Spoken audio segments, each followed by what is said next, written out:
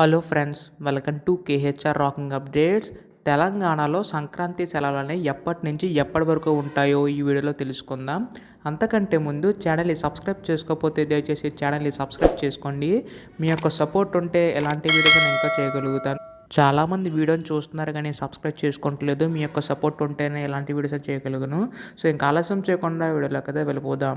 So మీరు ఇక్కడ చూసుకుంటే స్కూళ్ళకు సెలవులు ప్రకటించిన ప్రభుత్వం అని చెప్పేసి ఉంది. తెలంగాణలో స్కూళ్ళకు రాష్ట్ర ప్రభుత్వం సంక్రాంతి సెలవులు ప్రకటించింది.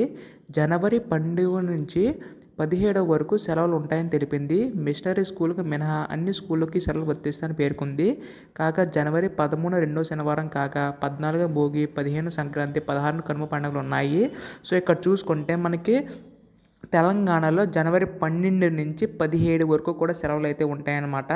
సో మొత్తంగా మనం చూసుకుంటే 6 రోజులైతే సెలవులు అయితే ఇచ్చారు. అంటే 12 నుంచి 17 వరకు చూసుకుంటే 6 రోజులు ఉంటుందన్నమాట. సో సంక్రాంతి సెలవులు ఈ విధంగా ఇవ్వడం అయితే జరిగింది. ముందుగానే మీకు అప్డేట్ అయితే ఇచ్చాను. సో సంక్రాంతి సెలవులు కానీ లేదా తెలంగాణ అప్డేట్స్ కానీ ఏదైనా మిస్ కాకుండా వెంటనే తెలుసుకోవాలనుకుంటే ఛానల్ని సబ్స్క్రైబ్ చేసుకోండి. So thanks for watching guys. By by now.